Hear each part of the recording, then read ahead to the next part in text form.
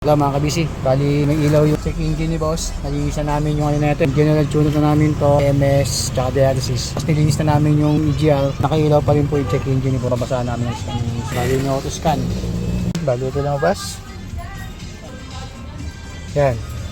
Exhaust gas recirculation, EGR ang problema niya. Ngayon, babaksin na namin yung EGR. Bali po, ito yung kapalit namin na EGR na bago mga kabisi. Original po yan. Kung magtatanggal kayo niyan guys, mas maganda galigin na yung baterya pa. Hindi hassle magano. Sa limuot Ito po yung luma niya. Yan. Ito naman po yung bago. Yan. Original po yan. Nabaklas na po namin yung kapit na namin yung bago. I-restore natin ulit yung ano. I-scan ko po ulit. So ito na kagad. Zero fault. I-rotis na lang namin yan.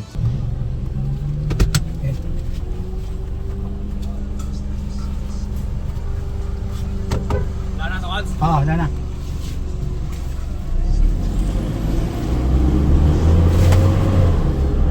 Ano? Ito na yung hatak.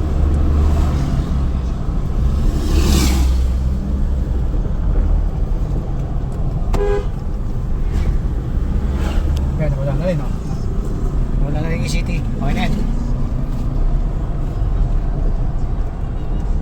Tignan namin siya kay ni boss. Salamat po, boss Fergie. Thank you. Ito gate.